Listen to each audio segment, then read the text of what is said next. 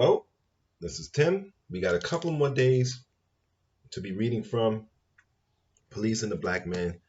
So let's get as much of it out as we can.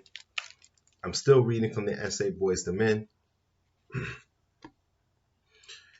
Great information. Some of it is a little dated because of post COVID, things like school resource officers, and with all of the protests, we don't know what the police are going to look like at the end.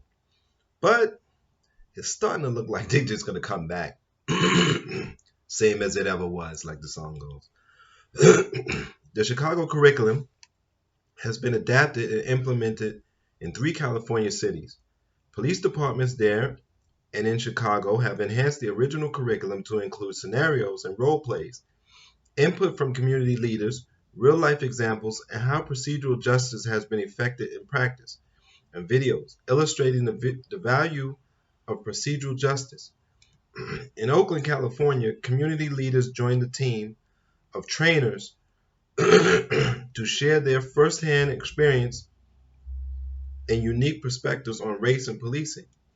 In Salinas, California, one officer described an experience he had when he was called to the scene with a teenager who had a gun in his waistband. As the officer responded to the scene, he yelled aggressively to two onlookers to get them to back away. As he was leaving the scene, the officer was motivated by his procedural justice training to go back and explain his behavior to the two onlookers. One of the onlookers thanked him for coming back and asked him to help dealing with alcoholism. The same onlooker later came forward as an essential witness in an officer-involved shooting. Police departments have also begun to think about new procedural just scripts on protocols to guide officers in their routine activities. New protocol might govern the executive of search warrants, stop and frisk encounters, and traffic stops. Protocols would require officers to show greater respect for civilians, listen and make their decision, build trust, and demonstrate goodwill towards civilians.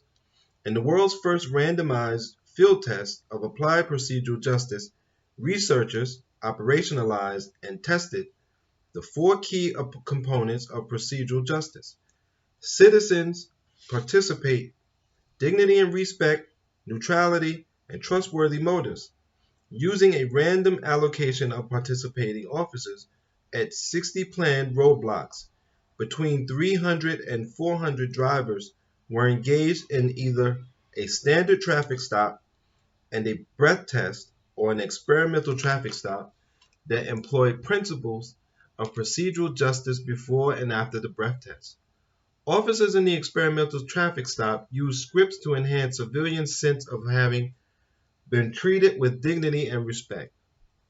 To demonstrate their trustworthy motives, police in the experimental traffic stops explained why they were doing the roadblock testing and informed drivers about the number of deaths from road accidents. To convey neutrality, the officers in the experimental stops told drivers they had been stopped randomly. Although all drivers were mandated by law to take the breath test, the officers attempted to provide drivers with an opportunity for citizen participation by engaging them in a short conversation that elicited their ideas and advice about problems facing the police in their community. After each traffic stop, police provided drivers with a sealed envelope and asked them to complete a survey regarding their experience.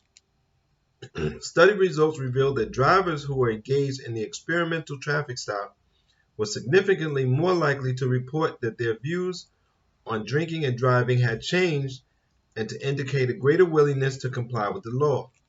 The study also suggested that even short, procedurally just encounters like these have indirect effects on people's general perception of police legitimacy, satisfaction, and willingness to cooperate with law enforcement.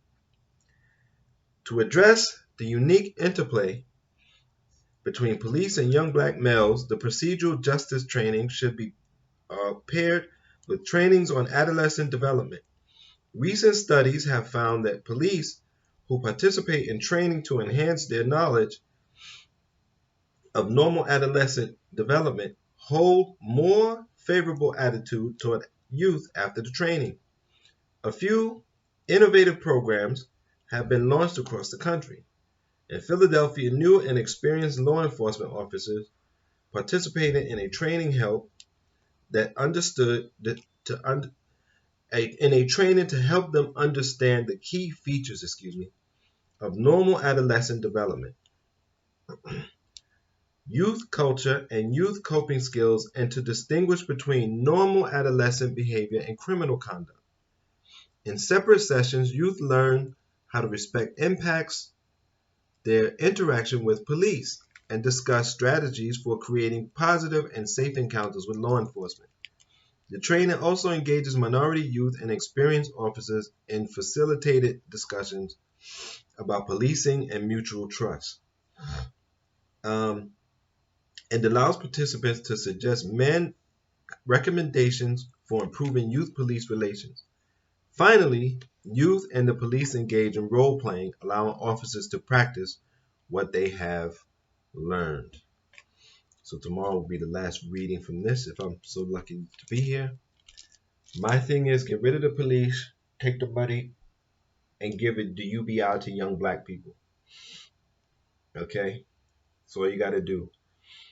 For the price of one police, if you gave black boys a UBI of $500 a month, you can fund 6 black boys a year for one police. Okay? We need to start thinking outside the box. And because this is just not cutting it, what we're doing. It just is not working. And no amount of training is ever going to change an overseer into anything but what he is and she is, overseers. And that's regardless of their ethnic makeup. I thank you for your support. Until next time, take care of your mind, take care of your body, and be safe.